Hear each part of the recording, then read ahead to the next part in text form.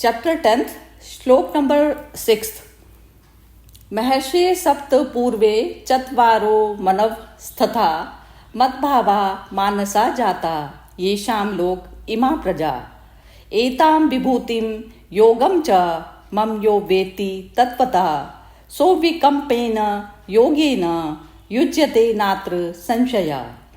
अहं सर्वस्य प्रभवो मत्तः सर्वं प्रवर्तते इति मत्वा भजन्ते मां बुधा भाव समन्विता मच्चिता मद्गता प्राणा बोधयन्त परस्परं कथयन्तश्च माम नित्यं तुष्यन्ति च रमन्ति च। तेषां सतत युक्तानां भजतां प्रीतिपूर्वकं ददामि बुद्धियोगं तं येन मामुपयान्ति ते। तेषामेवानुकम्पार्थम् अहं ज्ञानजं तमः नाशयात्म आत्मभावस्थो ज्ञानदीपेन भास्वता। विमी जी आप पढ़िए हिंदी और हर्षा जी आप इंग्लिश पढ़िए, अपना तैयार करके रखिए बुक को। ठीक है जी। 7 महर्षि जन, 4 उनमें से भी पूर्व में होने वाले सनकादि तथा स्वयंभुव आदि 14 मनु, ये मुझ में भाव वाले सबके सब मेरे संकल्पों से उत्पन्न हुए हैं, जिनकी संसार में ये संपूर्ण प्रजा है। जो पुरुष मेरी इस परमेश्वर रूप विभूति को और योग शक्ति को तत्व से जानता है, वह निश्चल भक्ति योग से युक्त हो जाता है। इसमें कुछ भी संशय नहीं है। मैं वासुदेव ही संपूर्ण जगत की उत्पत्ति का कारण हूँ और मुझसे ही सब जगत चेष्टा करता है। इस प्रकार समझकर श्रद्धा और भक्ति से युक्त बुद्धिमान भक्तजन मुझ परमेश्वर को ही निरंतर भजते हैं। निरंतर मुझ में मन लगाने वाले और मुझ में ही प्राणों को अर्पण करने वाले भक्तजन मेरी भक्ति की चर्चा के द्वारा आपस में मेरे प्रभाव को जानते हुए जनाते हुए तथा गुण और प्रभाव सहित मेरा कथन करते हुए भी निरंतर संतुष्ट होते हैं और मुझ वासुदेव में ही निरंतर रमन करते हैं। उन निरंतर मेरे ध्यान आदि में लगे हुए और प्रेम पूर्वक भजने वाले भक्तों को मैं यह तत्व ज्ञान रूप योग देता हूँ, जिससे वे मुझको ही प्राप्त होते हैं। ये अर्जुन उनके ऊपर अनुग्रह करने के लिए उनके अंतःकरण में स्थित हुआ मैं स्वयं ही उनके अज्ञान जनित अंधकार को प्रकाश में तत्व ज्ञान रूप दीपक के द्वारा नष्ट कर देता हूँ। हाँ जी, ये कौन है? हर्षा जी आप इंग्लिश पढ़ रही हैं?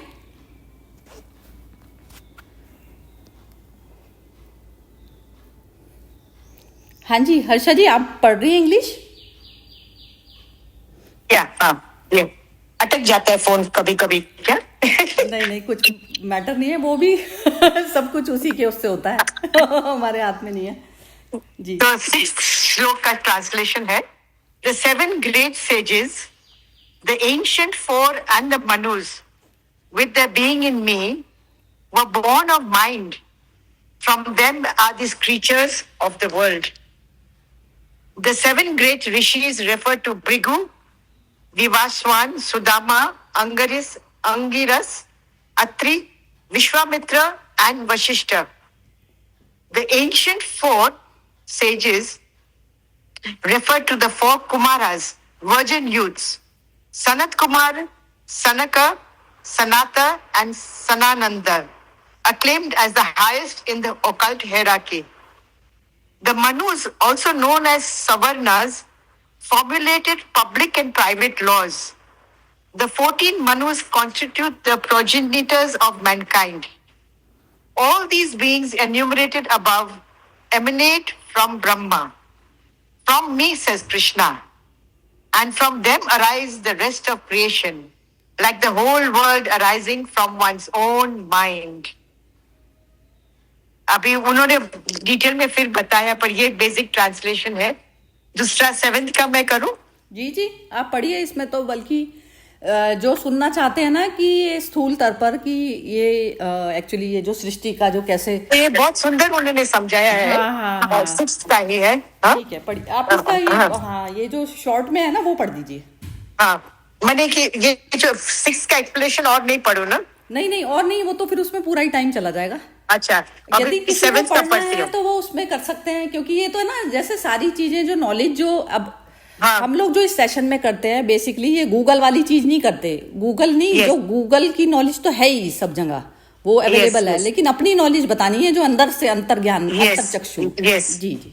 अभी 7th का है, He who knows in reality this supreme manifestation and my yoga, and my yoga union. Yog means union. He becomes established in unshakable union. There is no doubt about it. He who knows in reality this supreme manifestation and my yoga, he becomes established in unshakable union. There is no doubt about it. 8th है, I am the origin of all, and from me everything evolves. Understanding thus, the wise worship me, endowed with devotion. 8th और 9th भी पढ़े ना मिम्मी जी? आप 9th पढ़े? ये 11th तक पढ़ा है अच्छा। हाँ जी। अच्छा, 9th, अभी 9th का है।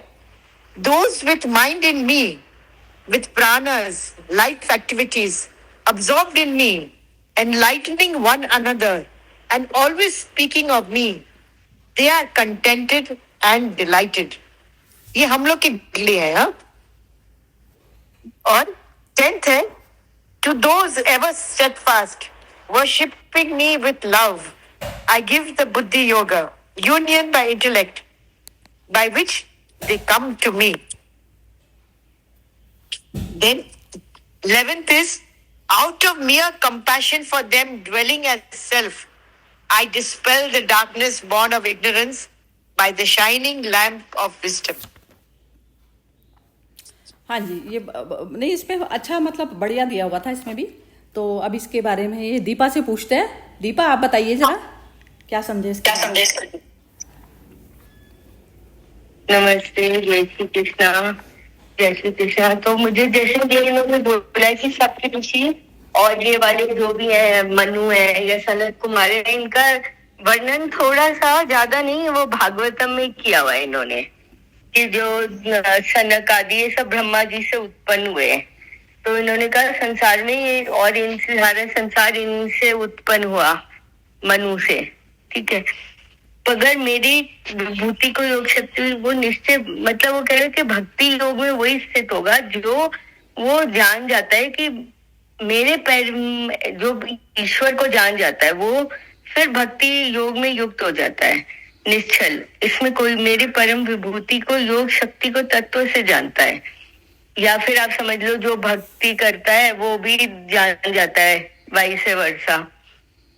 तो मैं ही वासुदेव सब का उत्पत्ति का कारण हूँ, उससे ही चेष्टा करता है।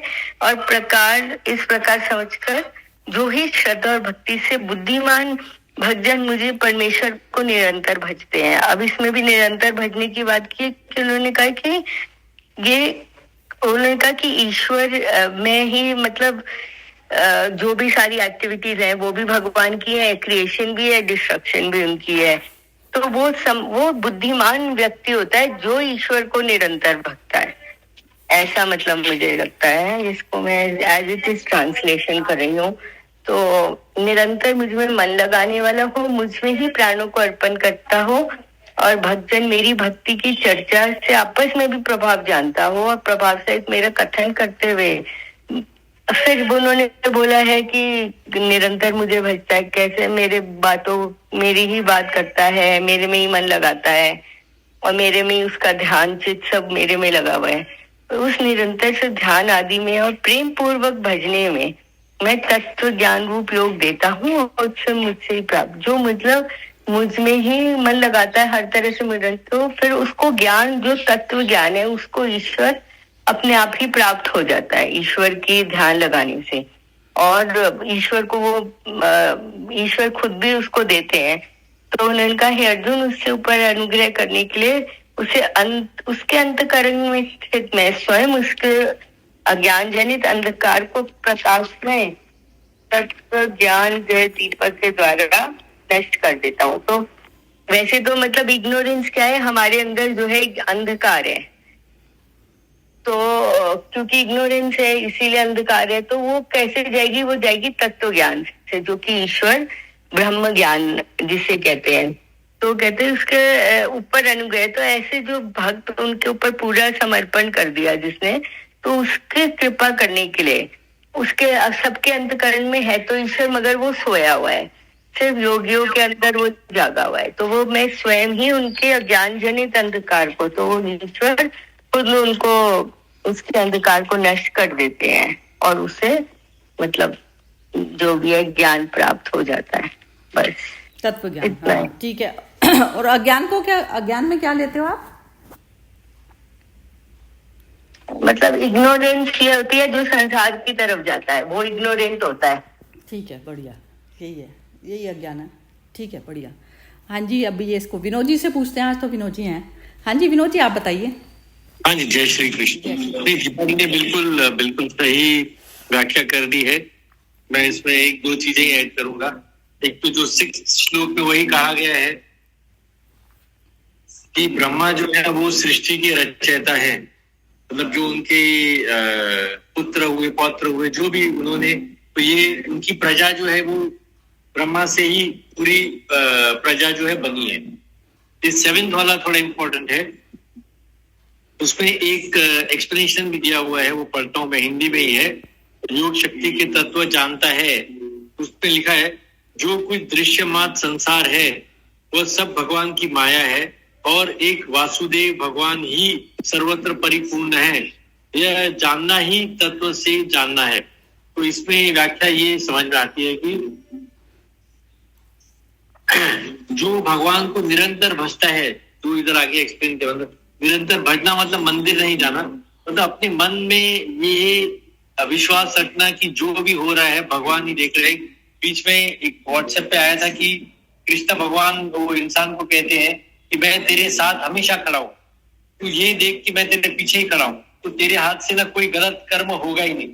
अगर तू देखेगा कि पीछे मैं खड़ा हूं तो तुझे लगेगा कि ये सारा चीज मैं देख रहा हूँ, जैसे कहीं कहीं लिखा रहता है कि आई एम वॉचिंग यू, या इस तरह से जब अपने मन में विश्वास हो जाता है कि मैं जो भी कर रहा हूँ वो भगवान के प्रति समर्पित होके करना है, तो यही यहाँ एक्सप्लेन किया गया। वो निश्चल भक्ति योग युक्त हो जाता है, मतलब ये एक्चुअली एक तरह से डर हो गया, लेकिन वो डर नहीं हो, अगर आदमी को विश्वास हो जाए कि मैं जो कर रहा हूँ वो प्रभु देख रहे हैं और मुझे सही तरीके से कर रहे हैं, तो उसी रास्ते पे चलेगा वो। तो वो बता रहे हैं कि उसके बाद जो है उसका संसार जो है आगे वो क्या कहते हैं, अपने जीवन में गलत काम नहीं करेगा, तो अपने आप उसके सही काम होंगे और वो निरंतर भगवान को बसता रहेगा और उसके कर्म सही होंगे, तो ब्रह्म में लीन होने की जो उसकी प्रक्रिया है वो एकदम आसान हो जाएगी और उस हिसाब से वो वहां जा सकता है। उसमें 2-3 स्टेप जैसे बताए हैं, मन को शून्य करना है, ईगो निकाल देना है और हमको ऐसे साक्षी की स्टेज में रहना है। सेल्फ अवेयरनेस मतलब जो भी है वो हमको साक्षी है, बॉडी हमारी अलग है, चेतना अलग है, वो चेतना को जो साक्षी के स्टेज पे रहना है, ये बाकी 2-3 श्लोक में कहा गया है। और बाकी तो दीपा जी ने बिल्कुल सही कहा। नहीं, आपने बहुत अच्छा बोला, जबरदस्त बोला। बहुत ही एक्चुअली क्लैरी, ये जो वो है ना, कंसेप्ट्स क्लियर हैं। ठीक है, बिल्कुल जी। अब हर्षा जी बोल रहे हो आप, अनम्यूट किया आपने। मैंने एक्चुअली मैंने अनम्यूट ऐसे भूल से हो गया। नहीं, आप कब बोलना चाहते हो तो बोल सकते हो। चलो अनामिका जी से पूछते हैं फिर। अनामिका जी आप बताइए। हाँ जी, सही जी। इसमें मतलब मुझे तो मतलब ऐसा समझ में आ रहा है कि इसमें आप दृष्टा भाव में रहोगे तो ही मतलब आपने मतलब तत्व को समझ लिया है। और एक जो वो है ना कि आत्मा रमना आनंद रमना वाला, इससे रिलेटेड मुझे आ रहा है, जिसमें निरंतर हम लोग संतुष्ट रहते हैं जब मतलब हम आत्मा के वो तत्व को जान जाते हैं। और जो कल आपने डाला था कि लाइक जब तक अगर हम प्रकृति के साथ हो लेते तो फिर प्रकृति हमारे साथ खेलने लग जाती है, और हम अगर दृष्टा भाव में अलग रहकर देखते हैं तो फिर हम लोग मतलब एक तरह से राजा जैसा जीवन, मतलब मुझे ऐसे लगता हो जाता है कि हम तो अभी भी प्रकृति के साथ ही, प्रकृति हमारे साथ खेलती है, मुझे मेरे साथ तो अभी तक खेलती है, ऐसा मुझे लगता है। और ये मतलब वही है कि जब हम लोग मतलब हर तरह से मुक्त हो जाते हैं, डर से मुक्त, मोह से मुक्त, फिर मतलब जो एक जीवन है उसमें काफी लाइटनेस आ जाती है, ऐसा मुझे लगता है। हाँ, ठीक ठीक है, बिल्कुल, मतलब बहुत ही बढ़िया लगा मुझे भी, मतलब अच्छा बोला तुमने। और अब कौन बोलेगा? हर्षा जी। हाँ जी, बोलिए हर्षा जी आप। अभी जैसे हम लोग बोलते हैं ना कि ड्रीमर एंड ड्रीम, है ना? तो जब हम लोग जब ड्रीम करते हैं तो वो माइंड ड्रीम करता है, पर जागृत अवस्था में ये एक्चुअली ड्रीम ही है, क्योंकि हम लोग एक दिन चले जाते हैं, then we become history like a dream. पर ये जागृत अवस्था में जैसे वो बोलते हैं ना, निरंतर भगवान को भजो, तो इसमें भगवान का खेल या समझना, वही हमारी साधना बन जाती है कि क्यों ऐसा, क्यों घटना करते हैं, क्या होता है। तो ये जो उसमें भी यही होता है कि ये सब सपने में ही घट रहे, ये सब कर्म कांड का ही है, विश्व सपना है। तो हम लोग जैसे बोलते हैं ना, माइक्रोकॉज्म में हम लोग माइंड का तरफ से हम लोग जब सोते हैं तो दिन में हम लोग को सपना आते हैं, पर दिन में भी ये जगत को सपना समझना और भगवान का खेल समझना, तो सच्चे ख्याल में हम लोग वो अवेयरनेस में जरूर जी सकते हैं कि सबका जो ये ऊपर वाला सबका दौर चला रहा है, पर थोड़ा हमारी पुरुषार्थ तो है ही है, पर जो भी हो रहा है उससे हम हिले नहीं, हमें उसका सामना करने की क्षमता देवे। तो वो यदि हम ये जगत को एक सपना समझ कर रहेंगे तो हमें जास्ती ताकत आ जाती है, क्योंकि जो हुआ है उसका घटना में हमारे कुछ कंट्रोल नहीं रहता है, but I can at least be aware that I am always alert and in that consciousness के अंत घड़ी में भी हमारा ध्यान उस पर ध्येय वही है।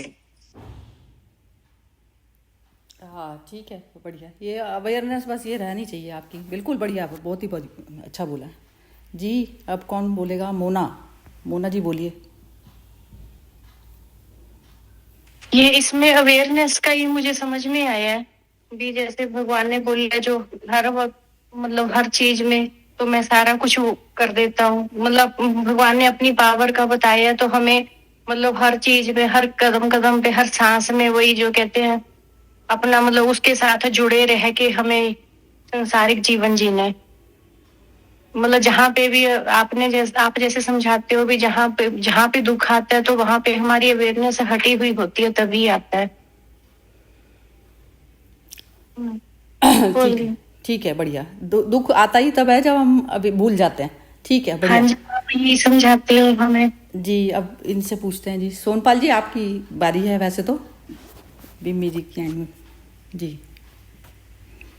आज के श्लोक में है ना, वो सनक, सनकादि, फिर ब्रह्मा, मनु, सप्तर्षि, ये सब बताया गया है, यानी ईश्वर का विराट स्वरूप का थोड़ा दर्शन है। जैसे हमारा एक दिन 24 घंटे का है और ब्रह्मा का एक दिन 4 युगों का टोटल मारोगे ना, उतने दिन का उसका एक दिन होता है।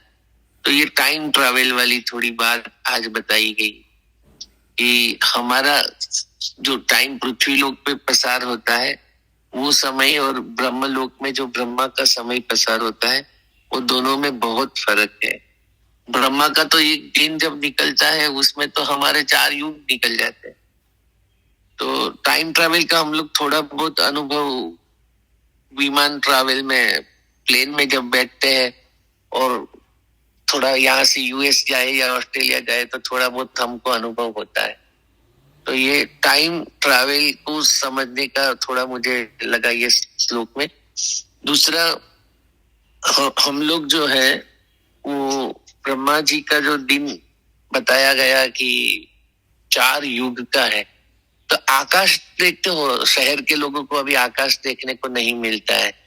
तो आकाश में अब देखेंगे तो सप्तर्षि है, अगस्त्य है, जो ये जब ऋषि मुनियों की बातें हैं जो भगवत गीता में या वेदों में है, वो पूरा आकाश के स्टार्स के साथ रिलेट किया गया है। तो जब रात को आकाश दर्शन करते हैं ना, तो ये सब बातें भगवत गीता वो आकाश के स्टारों से भी पढ़ी जाती है। तो मैं आकाश दर्शन में थोड़ा रुचि रस रखता हूँ, तो हम लोग जो आकाश देखते हैं, आज हमको मान लो ध्रुव का तारा दिखता है या वो मृगशीर्ष दिखता है, वो आज का नहीं होता है। लाइट ईयर के हिसाब से वहां से लाइट आने में जितना ट्रैवल करती है ना, वो हमको दिखता है। असल में हमको लगता है कि आज हमने दृष्टि ऊपर किया और आकाश देखा, लेकिन वो आज का नहीं है, वो बहुत पुराना है, क्योंकि वहां से आते आते लाइट को इतना टाइम लग गया है।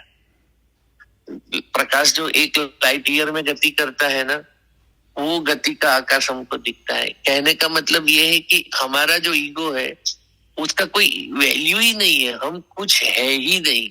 और हमारा जो पूरा दिनचर्या है उसमें हम ईगो लेके चलते हैं। असल में उसका विराट स्वरूप देखोगे तो जो धूल का कण है ना, वो कण का करोड़वा हिस्सा भी हम नहीं है। ये बात मुझे ये विराट स्वरूप के श्लोक से पता चलती है। दूसरा तो जो बताया गया है कि हमेशा आत्मा भाव में रहो, आत्मरति में रहो, तो उसके लिए छोटी सी कहानी आज याद आ गई। एक फ्लैट में एक डोरबेल बजा और वो आदमी ने दरवाजा खोला तो सामने तो जीन्स टी शर्ट में श्री कृष्ण भगवान खड़े थे। तो वो बोलते कौन है, मैंने आपको पहचाना नहीं। तो बोलते हैं मैं कृष्ण भगवान, तू रोज याद करता है ना, सोचा आज मिल लूं। तो कि कृष्ण भगवान ऐसे थोड़ी होते हैं जीन्स पैंट में टी शर्ट में। तो कि नहीं मैं कृष्ण भगवान ही हूँ। तो कि कैसे यकीन करूं। तो कि तू जो बोल, मैं तो कुछ भी कर सकता हूँ, मैं सर्वशक्तिमान हूँ। तो कि बारिश कर दो। तो फ्लैट में वो कमरे में खड़ा था, वहां बारिश चालू हो गई। वो बोले ठीक है मेरा फर्नीचर गीला हो जाएगा, मान लिया कि आप भगवान है। तो बोले आए क्यों हो आप। तो बोलते हैं कि तुम हमेशा याद करते हो, तो आज सोचा मेरे भक्त को मिल लूं, आज पूरा दिन मैंने तेरे लिए रखा है। तो वो तो परेशान हो गया कि ये भगवान अभी 24 घंटे मेरे साथ रहेगा। तो फिर ठीक है, बोला एक ही दिन का सवाल है ना। आप सुन रहे हो ना सब लोग, आवाज नहीं आ रही। नहीं, बहुत अच्छा लग रहा है। सोनपाल जी आप बताइए। Very nice, very nice. तो भगवान तो वो सोफे पे बैठ गए, वो नहाने जा रहा था, खड़े होके नहाने आ रहे थे। बोले अंदर तो मुझे जाने दो, अकेले नहा के आता हूँ बाहर। ठीक है, भगवान सोफे पे, वो भगवान उसी को दिखता है, घर में किसी को नहीं दिखता है।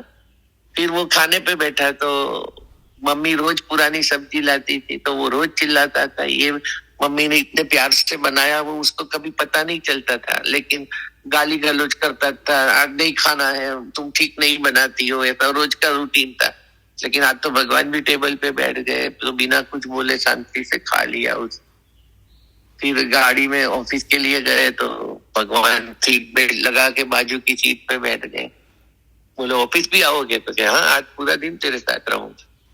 फिर ऑफिस जाके वो उसका नियम था कि एक मोटी लड़की थी, उसकी मजाक करते थे, तो उसको लड़की को बुरा लगता था, लेकिन वो उसकी आदत हो गई थी।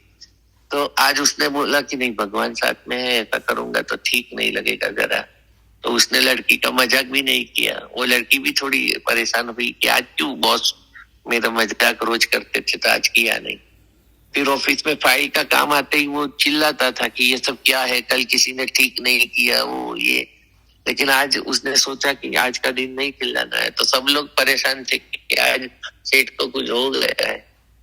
फिर वो कॉन्ट्रैक्ट करने का था दूसरी कंपनी से, तो फोन आया, तो उसका मुनाफा का परसेंटेज उसको तो बहुत ज्यादा था, लेकिन वो हमेशा झूठ बोल लेता था, अरे कुछ नहीं मिलता है सर, केवल मेरा 2-3% का मुनाफा है। लेकिन उस भगवान को तो सब मालूम रहता है, तो आज वो झूठ भी नहीं बोल सका वो पार्टी के साथ। ऐसे पूरा दिन, शाम को घर जा रहा था तो वापस भगवान सीट पे बैठ गए। फिर उसने देखा कि आज मेरे साथ भगवान है, तो पूरा दिन मैं कॉन्शियस रह के रहा। जो मेरा एरोगेंस था, मेरा मिसबिहेवियर था, मैंने कंट्रोल किया। तो ऐसे भगवान केवल उसी आदमी को प्रसन्न हो के उसको दर्शन दिए, ऐसा नहीं है। वो अभी भी जब मैं आपसे बात कर रहा हूँ तो मेरे सामने भी आके बैठ गया है। ऐसी फीलिंग हम सबको रहेगी कि प्रभु मेरे साथ है, तो हम कभी गलत काम नहीं करेंगे। और सभी धर्म का, बुद्ध का लो, भगवत गीता का लो, सभी में यही है कि परमेश्वर को साथ रख के उसको हम बातें करते हैं, लेकिन उसको कभी हमारे साथ महसूस नहीं करते। खाली एक दिन के लिए भी वो उसके साथ रहा तो उसका पूरा दिन अच्छा गया, वो एक भी गलत काम नहीं कर सका। ऐसे ही भगवान जैसे गोपी भाव में जब एक एक गोपी को एक एक कान मिलता है, ऐसा भागवत में कहा गया है कि रास लीला जो होती है वो दर एक गोपी के साथ कन्हैया, एक गोपी के साथ एक कन्हैया, ऐसा रास चलता है। ऐसा हम सबके लिए एक एक कन्हैया है, हमारा रास चल रहा है, लेकिन हम जो भी काम करते हैं उसको हाजिर जाजिर मान के नहीं करते हैं, तभी गड़बड़ होती है। तो बस आत्मा भाव में रहे हम लोग, और हमेशा वो जो बातें है कि ब्रह्मा ये है, मनु है, सप्तर्षि है, ये विराट स्वरूप है। जब विराट स्वरूप की बातें आती है ना, तो मैं अर्जुन बन जाता हूँ और डरने लगता हूँ। मेरे को वो छोटा वाला स्वरूप ठीक लगता है, क्योंकि मेरे कैपेसिटी वो विराट स्वरूप को और ब्रह्मा के दिन का हिसाब लगाने का गणित तो मेरे कैलकुलेटर में है ही नहीं। मेरे पास तो आज के 24 घंटे है, तो बस मेरे साथ भगवान है। सुबह हो गई, अभी मेरे साथ वो भी उठ गए, मेरे पास ही बैठे, ऐसा मान के हम दिन को निकालेंगे तो हमारी जिंदगी मेरे हिसाब से काफी अच्छी जाए। बहुत ही सुंदर। आज बहुत ही सुंदर, ब- बहुत ही सुंदर। बताने का ढंग भी अच्छा था इनका, बहुत जबरदस्त ढंग है। बहुत तसल्ली से बताते हैं ना एक एक शब्द को, तसल्ली से। Beautiful story, beautiful story.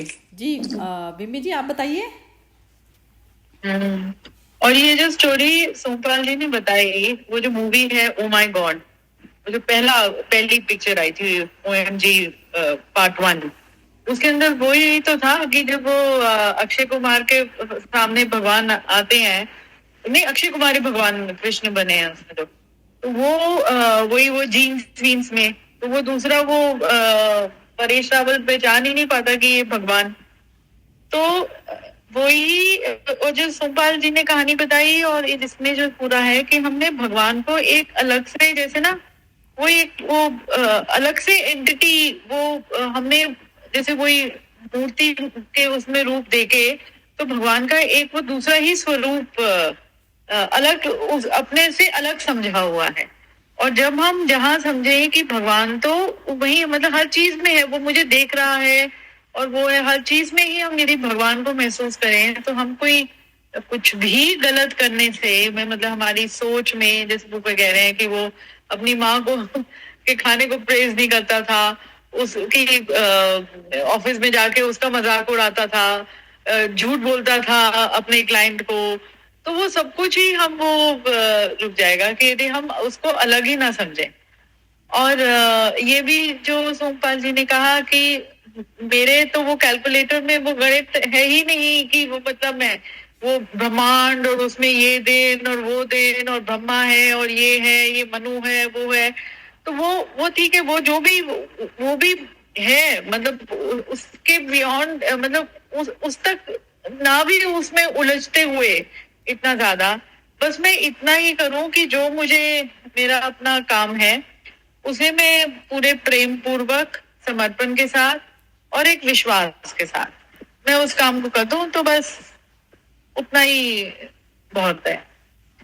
तो प्रेम इससे, क्योंकि फिर आप वही है ना कि किसी भी चीज में की तरफ, किसी काम करते की तरफ, किसी के लिए करते हुए या अपने लिए करते हुए, कुछ भी करते हुए, खाना बनाते हुए, ऑफिस में काम करते हुए, ड्राइव करते हुए, जहाँ पर प्रेम, जैसे मतलब माय हस्बैंड टेल्स मी, और मैं अभी जब हम बात कर रहे थे तब मुझे वो उसकी वो बात याद आ रही थी, और अब वो समझ आ रही है, मतलब वो बात। तो ही टेल्स मी कि जब अपनी गाड़ी चलाती है तो अपनी गाड़ी से बात किया कर, तो गाड़ी से बात करनी चाहिए। तो मैं गाड़ी से बात करनी चाहिए मतलब ना, वही एक नॉन लिविंग एंटिटी, पर वो गाड़ी से बात करना कि जब तुम उस चीज में वो हो, जब तुम जिस चीज जो कर रहे हो, ड्राइव कर रहे हो, तुम उसमें उसका आनंद पूरा उठा रहे हो, तो वो भी कोई भी चीज आपको किस तरह से वो दैट पॉजिटिविटी आप में लाती है, वो पॉजिटिव एनर्जी आती है। ये एक मैंने कभी, मुझे पूरी तरह से ध्यान नहीं आ रहा है, ये कोई एक एक्सपेरिमेंट उन्होंने पत्थर के ऊपर किया था, और पत्थर का भी हुआ कि किस तरह से कुछ वो कहीं मैंने पढ़ा था कि किस तरह से दो पत्थर भी वो किस तरह से रिएक्ट किया था दूर होते हुए भी। तो ये तो साइंटिफिक कोई एक्सपेरिमेंट, मुझे याद नहीं आ रहा, जब आएगा तो पता नहीं, पत्थर का ही था, तो कुछ था। तो वही मतलब प्रेम समर्पण, विश्वास। बस 3 जो मुझे इन सारे श्लोक का वो जो मतलब समझ आया। सार जो समझ आया, ठीक है। हाँ। सभी ने एक जैसा सही बोला है ऑलमोस्ट। जी, मैं अपने अकॉर्डिंग मतलब मैं तो अपने आप को स्वयं को ईश्वर की तरह से जैसे कैटेगरी में पहले डालती हूँ, फिर उसके बाद में कोई भी एक्शन जो होता है, पहला कर्म योग ये होता है कि पहले से पहला कर्म योग ही सिर्फ एक कर्म करना होता है। अहंकार से सीट बदलनी होती है कि सीट में आप मर्ज हो गए कि आप जैसे खुद मैं ना रहकर शरीर वाला जो भाव है वो ना हटकर फिर वो दूसरा वाला भाव हो गया आपके अंदर, ईश्वर वाला भाव। तो वो अब मैं ही अहंकार थी, मैं ही जो है ब्रह्मा हो गई। अब ब्रह्मा वाली सीट लेकर आप कैसे कर देंगे खराब किसी के साथ भी, क्योंकि ब्रह्मा से जो है सारी चीजें, ब्रह्म में मर्ज होना, पहला वाला जो है कर्म सिर्फ एक ही कर्म करना, ब्रह्म में मर्ज होना, तो उसमें अहंकार भाव अपने आप ही जीरो हो जाता है। अहंकार भाव होता है कि ये शरीर मेरा, मेरी इंद्रिया अपनी, मेरी बुद्धि चल रही है, ये सब चल रहा है। तो वो बुद्धियों में जैसे ही अहंकार खत्म होगा तो बुद्धि शुद्ध हो जाती है, बुद्धि शुद्ध हो जाती है, मन शुद्ध हो जाता है। अब मन जो वो है, मन ही सृष्टि है। अब जब मन का जब तक शुद्धिकरण नहीं होगा, जिसमें अच्छा बुरा कुछ भी जो चीज बैठी है तो वो शुद्ध नहीं है, अच्छा भी बैठा है तो भी वो मन की शुद्धि वाला नहीं चीज हुई। तो उसमें कह रहा है 7 महर्षि जन जो थे, 7 महर्षि जन मतलब ये था कि जो जब सृष्टि की जो हुई होगी, वैसे तो कहते हैं अनादि है सृष्टि का, ना आदि पता ना अंत पता, तो आदि वाला जो अवस्था थी तो उसमें क्या था, शुद्ध मन थे बिल्कुल। तो 7 महर्षि जन मतलब जिनकी मन जीरो वाले जो मन से पैदा हुए, जिन्होंने शरीर भाव जिनमें आया ही नहीं, शरीर तो ले लिए लेकिन शरीर आया नहीं, शरीर भाव ही नहीं आया, तो वो शुद्ध ही रह गए। तो शुद्ध से जो है ब्रह्मा की सृष्टि रची नहीं, तो कहते हैं उनको जो है फिर क्रोध आया ब्रह्मा को, तो ब्रह्मा की आईब्रो से जो है कहते हैं कि फिर उसने फिर एक पुत्र को जन्म दिया, फिर उसने जो है पता नहीं किससे दिया, फिर अपने माउथ से या किससे जो है उसने एक शत्रुपा जो है उसको नारी को जन्म दिया, फिर उससे जो है ये सारी चीजें हुई। तो ये जो मनु, अब इस पे ये वाली चीज को समय के उस पे ना छोड़कर, जैसे समय तो आता ही मेरा ये है ना, अहंकार भाव से समय आता है, क्योंकि उसमें कर्मिक जो अकाउंट की जो फिलॉसफी, आप सपोज करो कि आपको यदि आपने कोई कर्म कर दिया निष्काम वाली कैटेगरी में बैठकर, तो आपको उससे लेना देना नहीं है ना, उसके जो फल जो भी कुछ होता है। तो समय किसके लिए एग्जिस्ट करता है, समय उसके लिए एग्जिस्ट करता है जो फल की आकांक्षा से बंधा हुआ है। तो वो बंधन हमारा खुद का ही पैदा, तो वो जब मैं प्योर वाले लेवल पर हूं, अपने बिल्कुल प्योर वाले प्योरेस्ट वाले लेवल पर हूं कि मैंने शरीर लिया है लेकिन अभी मेरा आत्मा भाव बिल्कुल भी नहीं गया नाम का भी, तो वो आत्मा वाली जो कैटेगरी होती है उसमें तो एक्सपेक्टेशन होती नहीं ना, क्योंकि आत्मा तो स्वयं पूर्ण है, पूर्ण। तो अधूरे मन से जो कार्य करा जाता है वो अहंकार का कार्य होता है, वो अहंकार भाव की वजह से आया होता है। तो जैसे ही आप पूर्णता में आते हैं तो आप ओवरफ्लोइंग वाला तो अपना नेचर हो ही जाता है ना। आप कुछ भी जो भी कुछ करेंगे ना, आपसे जो भी कुछ काम होगा, कर्म होगा, तो वो कर्म कुछ भी प्राप्ति के लिए या अपने शरीर भाव की वजह से होएगा ही नहीं। आप शरीर को एज ए इंस्ट्रूमेंट यूज करोगे, आप उससे कुछ एक्सपेक्टेशन भी इसलिए नहीं होती ना क्योंकि उसको दिख रहा है, आत्मज्ञानी को वो दिख रही है चीज कि मेरे को करना क्या है रास्ते पे, वो सीधा सीधा वो चल लेगा, जहां पे जिगजैग करना है उसको जिगजैग कर लेगा, वो बीच में से कोई पत्थर आ गया तो वो जंगा निकाल के निकल जाएगा, ऐसे कर लेगा। तो पत्थर वाली क्या है, सारी चीजें चित्त के ऊपर, चिदाकाश की बात होती है गीता में। तो जब तक ये जो हम इसमें लाइट वाली कैटेगरी में आएंगे नहीं, तो हमको जो अंधेरा क्या चीज है, अंधेरा अहंकार है। अहंकार भाव के कारण जो भी मनुष्य कर रहे हैं तो वो आपस में टकरा रहे हैं, गुस्सा हो रहा है, क्रोध हो रहा है, सब टकराव चल रहा है। अब उस पर सिर्फ एक आंख वाला बंदा है, तो वो आंख वाला बंदा तो सीधा सीधा निकल लेगा ना, तो उसको कुछ ना प्रयत्न करना पड़ता, ना प्रयास करना पड़ता, कुछ भी नहीं करना पड़ता। उसको पता है ये अड़ियल बुद्धि का है, तो इसकी बुद्धि को जो है ऐसे करके यदि वो कोशिश करेगा, उसमें यदि 1% भी यदि समझदारी की उसके अंदर है ना शक्ति, तो वो भी उसको दिख जाती है, जो प्रकाश में जो चल रहा होता है उसको दिख जाती है कि इसमें 1% अभी समझ वाला पुर्जा भी बाकी है, तो उसको मैं समझा सकता हूँ, यहाँ पर घुसने की, कुछ लाइट पहुंचाने की कुछ है उम्मीद। तो वो इस प्रकार की जो है लाइट जो दी जाती है ना, जैसे जो कृष्ण जो दे रहे हैं अब इस समय अर्जुन को, इसलिए दे रहे हैं क्योंकि वो लाइट ही देना चाह रहे हैं, क्योंकि अर्जुन ने एक्सेप्टेबिलिटी करी है कि मेरे को तुम बताओ, इस चीज से निकालो, बताने की तो करी, लेकिन क्वेश्चन कर रहा है तो अभी भी वो है नहीं, वो एक्सेप्ट कर रहा नहीं है उनकी चीज को, मतलब बिल्कुल अभी पत्थर की तरह से बना पड़ा है वो अभी इस समय। लेकिन ये चीज है कि जैसे एक भ्रमित जो वो चीज होती है, ये भी क्या होता है, होता तो ईश्वर के उससे ही है, उससे जैसे आप पूर्ण उसमें जब धर्म जो है पूरा विलुप्त की कैटेगरी पे चला जाता है, विलुप्त उस तरीके से हो जाता है कि धर्म का जो हम प्रचार प्रसार करते हैं ना, तो वो हम उस पे करते हैं, शारीरिक लेवल पर करा जाता है, वो आत्मिक लेवल पर करा ही नहीं जाता, तो उस चीज को लुप्त कह देते हैं कि लुप्त हो जाता है। तो इस प्रकार से अर्जुन को जो इस प्रकार का जो संशय था वो भी कृष्ण ही था, वो संशय होके पूछ रहा है क्योंकि भारी अवस्था से, तो दोनों ही कृष्ण थे। वो समझाने वाला भी ये इस तरीके से जो है, ये सिचुएशंस की डिमांड होती है कि उस समय में ये चीज करी जाए। तो ऐसा जो है, ये डबल जो द्वैत वाला जो अवतार होता है ना, ऐसा होता है कि एक समझने वाला, एक समझाने वाला।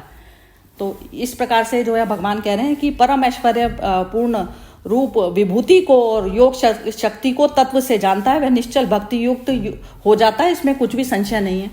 परम ऐश्वर्य तो जो भारी जो लग्जरीज होती है उनकी बात नहीं हो रही है। परम विभूति ये ना कि मैं तो पूर्ण हूँ ना, साकार में भी हूँ तो भी मैं पूर्ण हूँ, और निराकार में हूँ तो भी। तो निराकार वाली तो अवस्था मेरी हमेशा ही रहती है, हमेशा एग्जिस्टेंस में वो निराकार वाली अवस्था में हम हमेशा होते हैं, क्योंकि जन्म और मृत्यु उसका होता है। जैसे मैं मन के उस पर ऑपरेट कर रही हूँ अभी, लेकिन अब मन ही कब मेरा आत्मा में प्रविष्ट करके बोल रहा है और कब मेरा मन में आ रहा है। तो ऐसे ही गीता में बार बार इस तरीके से चीज चली है। कहीं पर कृष्ण अपने आप को बोल रहे हैं पूरा अपने आप को बिल्कुल ब्रह्म के साथ में मर्ज बता रहे हैं। तो ये चीज समझ कौन पाएगा? जिसने ब्रह्म की अनुभूति कर ली ना, वो समझ पा सकता है। तो वो कह रहे हैं कि परम ऐश्वर्य विभूति का क्या है, क्योंकि उसका तो डेथ और बर्थ ही नहीं है ना, तो परम ऐश्वर्य में वो हमेशा ही रहता है, तो वो अवस्था हो जाती है। अब भक्ति युक्त क्या हो गया? वो चित्त की या मन की दशा जो है भक्ति युक्त की, आपको उससे इतना प्रेम है, अपनी पूरी पूर्णता से इतना प्रेम है कि वो भक्ति, आप उसके अलावा कुछ जो दूसरा जो शरीर भाव वाली जो चीजें है ना, वो सब चीजें मैटर ही नहीं करती ना। मटेरियल जगत मटेरियल ही है बस। इवन बुद्धि भी मटेरियल है, मन भी मटेरियल है, सब कुछ मटेरियल है टोटल। तो मटेरियल की वैल्यू कौन करेगा? जो मटेरियल होगा खुद वो ही तो मटेरियल की वैल्यू करेगा ना। तो मन ही मटेरियल में होता है, तो तब है। और जब मन को टेस्ट जो है वो भाता नहीं है, तो मन ही जो है आत्मा हो जाता है। तो वो वाली कैटेगरी जो है हमें चाहिए। तो अब जन्म कैसे है कि मैं कौन सा आत्मिक भाव पे बोलती हूँ और कौन से उसमें 24 आवर्स रहती हूँ। तो अब रहना जो होता है आत्मिक भाव पे होता है, उसमें अपना पराया, शत्रु मित्र, सारे भेद, जो डुअलिटी जो जगत की होती है वो पूरी तरह से जीरो हो जाती है, क्योंकि मेरा मन ही नहीं है। मन इतनी पूर्णता पे रहने लग गया ना कि उसको कुछ भी, किसी से भी, शत्रु उसका क्या बिगाड़ लेगा और मित्र उसको क्या दे जाएगा। तो उसके ये वाले भाव जो जिसके बन गए तो उसको कुछ फर्क नहीं पड़ता। मैं वासुदेव ही संपूर्ण जगत की उत्पत्ति का कारण हूँ, मुझसे ही सब जगत चेष्टा करता है, और इस प्रकार श्रद्धा और भक्ति से युक्त बुद्धिमान भक्त जन मुझे। तो बुद्धि सिर्फ वही अच्छी कहलाती है, या श्रेष्ठ बुद्धि या बुद्धि से बियॉन्ड वाली जो अवस्था कह दो, तो वो वही होती है कि निरंतर भजन किसका करना है मुझे?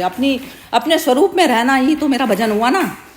भजन वो हुआ कि जिसमें सांस मेरी जा रही है, लेकिन अपना स्वरूप में भूल ही नहीं रहा ना एक सेकंड भी।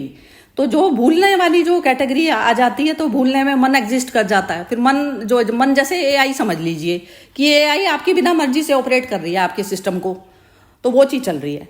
तो वो मन का जो चीज़ है, तो जैसी कॉन्शियसनेस जैसे उठती है, तो वो मन इतना ज़्यादा गार्बेज फैला चुका होता है, तो वो सारी चीज़ें समेटनी पड़ेंगी, आपको खुद करनी पड़ेंगी। तो जहाँ पर मन खाली डोमिनेट कर जाता है, अब निरंतर मुझ में मन लगाने वाले, मुझ में ही प्राणों को अर्पण करने वाले भक्तजन मेरी भक्ति चर्चा के द्वारा आपस में प्रभाव को जनाते हुए, अब ये जो भक्तजन की कैटेगरी में वो लोग आएंगे जो अपने रियल स्वरूप में जाने के लिए तैयार हैं और रियल स्वरूप को ही भज रहे हैं। खाली भजना मतलब हो गया हर कर्म मेरा वहीं जाता है, हर कर्म का जो है वो मेरा सोर्स से ही रिलेटेड है, सोर्स ही मेरे को एनर्जी दे रहा है, सोर्स में ही मेरा वापस जा रहा है। तो मेरे को लेना देना नहीं है उस चीज़ से कि मैं अब क्या कर रही हूँ क्या नहीं, मेरी कोई जिम्मेवारी नहीं है उसमें कि कोई बुला माना भला माना, क्योंकि मेरे को तो सिर्फ सेंटर चेक करना है, अपना सेंटर चेक करना कि मैं सोर्स से जुड़ी हुई नहीं जुड़ी हुई। सोर्स से जुड़ी हूँ, सोर्स से मेरे पास आ रही है एनर्जी और सोर्स में ही फिर वापस लौट रही है। तो उसमें मेरे को क्या आया क्या गया वो लेना देना नहीं है। वो जो है निरंतर मेरे ध्यान आदि में लगे हुए प्रेम पूर्वक भजने वाले, भजना वही हो गया जिसमें सांस जो चल रही है आपकी, सांस में जिसका स्मरण चल रहा है उसी को भज रहे हो आप।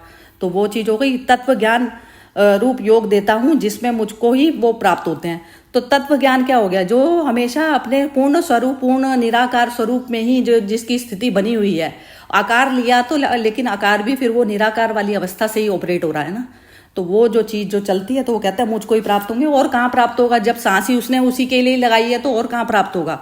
प्राप्त तो इंसान वहीं होता है ना जहाँ पर उसके मन की दशा होती है। मन जहाँ बह रहा होता है वहीं पे ही उसका दोबारा में जो वो बॉडी ले लेके मैनिफेस्ट होती है ना, तो फिर वो इसी कारण होती है, लेकिन वो बेहोशी में मैनिफेस्टेशन होता है। लेकिन जो योग से, जो बल से जो होते हैं, जो अवतार पुरुष होते हैं, तो उनका योग में स्थित होकर जो है उनके जन्म होते हैं, तो इस कारण उनको अवतार कहा जाता है। अज्ञान जनित अंधकार को प्रकाश में, अब ये होता है आपको 24 घंटे में से आप ये चेक करिए कि आपकी जो सांस है बिना स्मरण के कितनी देर में गई, कितनी वेस्टेज हुई आपकी सांसों की। तो वो सांसों की गिनती वो इस तरीके से होती है। और ये कह रहे हैं प्रकाश में तत्व ज्ञान दीपक के द्वारा जो है नष्ट कर देता हूँ। जो सारा अंधकार सिर्फ अहंकार का होता है, बाकी कुछ नहीं होता। शरीर भाव ही अहंकार है जी। अब सब कमेंट बताइए अपनी। विमी जी से स्टार्ट कर लेते हैं। हाँ जी विमी जी बोलिए।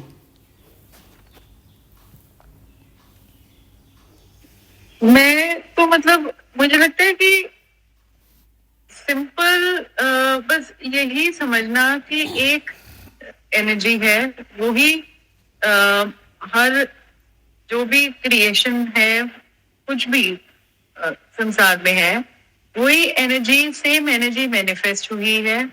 और मेरा जो अल्टीमेट वो है कि मैंने वो उसी एनर्जी में मुझे वो चले जाना है। तो जब आप कहते हो कि मैं कृष्ण और अर्जुन, तो अपने मन की स्थिति भी कभी, ये सारी हमारी मन की अवस्थाएं तो है ना, कि जब मैं कभी कृष्ण बनी हूँ और कभी अर्जुन हूँ, जब मैं दुविधा में हूँ और मैं अपने आप को ही मैं जो क्वेश्चनिंग अर्जुन कर रहा है, वो असल में मैं अपने आप से ही कर रही हूँ कि तो मतलब एनालिसिस जो चल रहा है, वो जो पॉज है, वो जैसे गीता में जब महाभारत हो रहा है तो वो पॉज हुआ है, तो वो पॉज लेते हुए मैं अपने आप से ही क्वेश्चनिंग कर रही हूँ। उस स्टेज में मैं अर्जुन हूँ, और जब मेरी क्लैरिटी आ गई तो मैं कृष्ण बन गई। तो ये और कोई भी काम करते हुए जब मैंने उसमें एक तरह का, जैसे मैंने अपना वो क्लैरिटी आ गई, मैंने अपना फिर अपना काम कर दिया और फिर समर्पण कर दिया कि भाई अब जो कुछ भी है, अब कहते हैं let it be, I have done my best, I have given my best. मेरी समझ से जितना भी मैं कर सकती थी, मैंने उसमें मतलब मैंने सारे वो इंग्रेडिएंट्स, मसाले, वो सब डाल दिया। अब सब्जी किसी को पसंद आए या ना आए, उसे मुझे लेना देना नहीं। मैंने तो उसको, उस प्रोसेस को करते हुए, उसको बनाते हुए, उसमें पॉज भी लेते हुए, और जो भी मेरा आकलन करते हुए मैंने जो किया, मैंने उस प्रोसेस को एंजॉय किया है। उसके बियॉन्ड फिर then that is not my area. हाँ, that is not my area. बहुत ही बढ़िया, ठीक है, ठीक अंडरस्टैंड करा है, बिल्कुल बिल्कुल ठीक करा है। चलिए मोना जी आप बोलिए।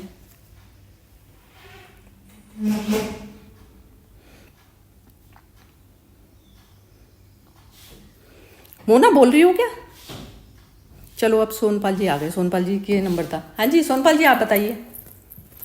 हाँ, अभी आप बता रहे थे कि शरीर, मन, बुद्धि असल में सभी मटेरियल है, तो मुझे वो फैक्ट्री का पूरा प्रोसीजर याद आ रहा था कि जो भी है रॉ मटेरियल से ही फिनिश गुड बनेगा, सेमी फिनिश गुड बनेगा, बाद में वो फिनिश गुड बनेगा। तो मिमी जी भी बहुत अच्छे से बता रही थी, तो मुझे एक चीज याद आ गई कि मान लो मेरी वाइफ ने कोई ऐसी प्रोडक्ट बनाई, यानी गुस्सा हो गई, वो अपने आत्म स्वरूप में नहीं रही और उसने जो मटेरियल था उसको वेस्ट कर दिया। तो आजकल तो वेस्ट में से भी बेस्ट बनाने लगे हैं, क्लासिक चल रहे हैं। तो सामने वाला यदि वेस्ट निकालता है तो उसमें से हम कुछ बेस्ट बना लेंगे, क्योंकि मैटर को ही कन्वर्ट करना है। तो या कब ये आपकी आवाज कट गई सोनपाल जी थोड़ी सी बीच में।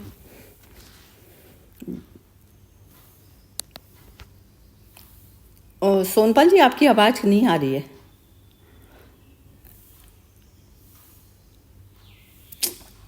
चलो अब ये कौन बोलेगा? हर्षा जी आप बताइए इतनी देर इनका क्या पता। सोमपाल जी की जो मेरे ख्याल से सोमपाल जी बात गए थे कि वही कि वेस्ट, आजकल तो वही वेस्ट से भी लोग वेल्थ, तो वही है ना कि जीवन में कुछ भी जो भी तुमने किया, जो भी कर्म किया, यदि आपने उसमें यदि कुछ वेस्ट भी निकल रहा है वो तुम्हारी नजर से वेस्ट है, तो वो वैसे वेस्ट नहीं है। मतलब कोई किसी की अपनी उसमें क्रिएटिविटी में वो वेस्ट नहीं, वो उसी वेस्ट को कन्वर्ट कर। तो इसलिए यदि मैं कोई भी कर्म करते हुए यदि मैं वो करूं कि मैं अपना पूरा उसको दे रही हूँ, मैं पूरापन उसको दे रही हूँ, तो अधूरापन मैं कुछ छोड़ ही नहीं रही हूँ उसमें, तो अपना पूरा ही मैंने उड़ेल दिया, तो फिर वो वेस्टेज तो रही नहीं ना। नहीं, वो ये नहीं कह रहे थे, उनका उनका मतलब ये नहीं था। वो ये कह रहे थे कि जैसे मेरे मन की अवस्था जो है, जैसे ये इनकी वाइफ की अवस्था जो है अर्जुन टाइप की हो जाती है, सपोज करो, वो भूल जाती है, कुछ वेस्ट भी क्रिएट कर देते हैं। तो अभी ये कुछ बोल रहे थे, तो अब इनके उससे सुनते हैं कि ये कौन से नजरिए से बोल रहे थे। लेकिन इसमें मेरा अपना नजरिया तो है, लेकिन पहले सोनपाल जी से सुनते हैं क्या इनका नजरिया क्या है। जी सोनपाल। वेस्ट वाली बात से मेरा कहना ये था कि उसको तो उसी ने तो उसका बेस्ट ही दिया है, लेकिन हमारे दृष्टिकोण में वो वेस्ट लगता है, तभी घर में डिस्प्यूट होती है, कभी हम नाराज होते हैं एक दूसरे से। तो वो वेस्ट को हम बेस्ट में बना ले, यानी किसी भी प्रॉब्लम का सॉल्यूशन हमसे है। अभी मान लो घर में कुछ थोड़ा हो गया कि अनबन हुई वाइफ के साथ, तो ये अनबन का सॉल्यूशन मेरे से है, उसका सॉल्यूशन वो कभी नहीं देने वाली है। ऐसा वो भी सोचेगी कि उसका सॉल्यूशन मेरे से ही है, वो हस्बैंड से नहीं मिलने वाला। यानी दूसरे का वेस्ट जो हमें लगता है, असल में तो वेस्ट है ही नहीं, उसने भी अपना बेस्ट डाला हुआ ही है, लेकिन हमारे दृष्टिकोण से वो हमें वेस्ट लगा है, तो उसको हमको ही उसको बेस्ट करना है, उसका रेक्टिफिकेशन या उसका करेक्शन हमको ही करना है। लेकिन आजकल हम क्या बोलते हैं, उसका गलती है तो मैं क्यों भुगतूं, उसको सुधरना चाहिए, लेकिन असल में उसका कोई गलती है ही नहीं। गलती हमने वो वेस्ट मटेरियल में से बेस्ट नहीं बनाया है, वो वेस्ट भी हमारा क्रिएट किया हुआ है, वाइफ ने नहीं क्रिएट किया है। वो मेरे दृष्टिकोण से मुझे वेस्ट लग रहा है, उसने तो उसका बेस्ट ही दिया है, सभी मसाले डाले हैं, उसको बरोबर आंच लगाई है, अच्छे से पकाया है, पूरा मन से पकाया है। अभी कोई खाए ना खाए वो उसका गलती है ना, जैसे विमी जी ने बताया। और ये बेस्ट बनाना है। तो सही कहा कि दूसरे का भी, जब मैं दूसरी हूँ उस तरफ, जैसे एक तो मैंने खुद बनाया और मैंने अपना बेस्ट दे दिया, सारे इंग्रेडिएंट, मतलब एज अ वाइफ, और अपने जो है अपने हस्बैंड का पक्ष जैसे आपने रखा कि हस्बैंड के लिए भी कि किसी चीज, यदि तुम किसी चीज से भी, और वो अपने ऊपर ही अप्लाई करने वाली बात कि यदि कोई चीज से तुम सेटिस्फाइड नहीं हो, किसी और की चीज से, तो उसको कभी उसने उस नजरिए से देखो कि उसने तो पूरा अपना 100% दिया ना। तो वही जो आप कह रहे हो कि उसके जो तुम्हें वो वेस्ट लग रही है, पहली नजर में वेस्ट लग रही है, यदि उस वेस्ट में भी तुम बेस्ट देखो, देखने की कोशिश करो, तो फिर तो फिर वो अनबन रही नहीं। और ये है ही कि मतलब चाहे मैं हस्बैंड के वे से सोचूं या वाइफ के वे से सोचूं, मतलब कि एक चीज दोनों एक दूसरे को समझ रहे हो, तो फिर कुछ भी ना कुछ गलत है ही नहीं।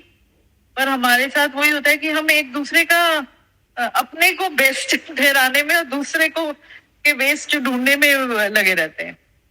हाँ, ये है, सही बात है। नहीं, ये तो जैसे ये तो वैसे वाली चीज हो गई ना कि आपने वेस्ट को वैसा वो कर लिया। तो जैसे ये इस पे गीता के अकॉर्डिंग तो जैसे ऐसा होता है ना कि दूसरे ने जो भी कुछ दिया, इवन चाहे आपके बिल्कुल साथ में रहने वाले लोग हैं, चाहे कोई बाहर वाला आउटसाइड दुनिया है, तो उसने कौन से आहार विहार करा।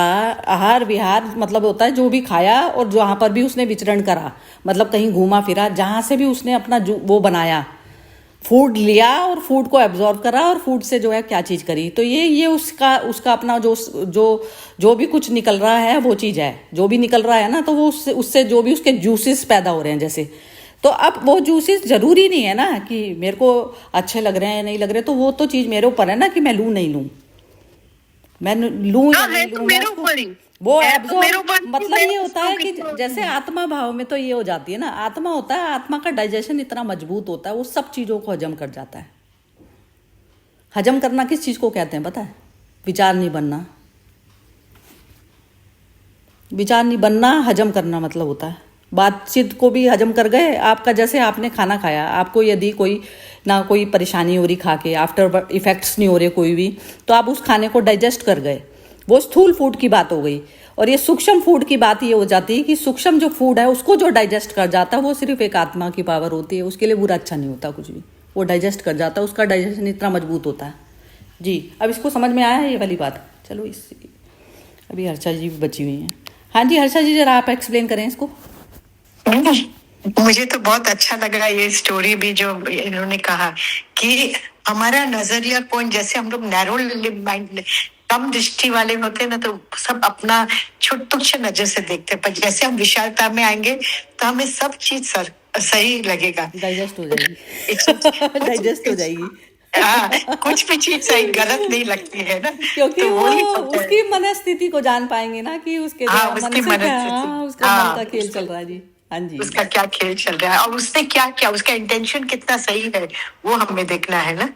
तो यही है। नहीं जैसे इंटेंशन पे भी क्या जाना है, जैसे एक हाँ। किसी की बॉडी कुछ रस बना रही है, किसी का माइंड कुछ रस बना रहा है, तो लेकिन जो मेरा जो अपना जो जहाँ तक, जैसे जब मैं पूर्णता वाले उसमें आ गई तो मेरे को फर्क नहीं पड़ता ना, किसी के माइंड के हाँ। बनाने से फर्क नहीं सही, पड़ता। सही। तो उसमें मेरे ना अंदर तो ना तिल भर भी बाहर की चीज जाएगी और ना अंदर बाहर आएगी।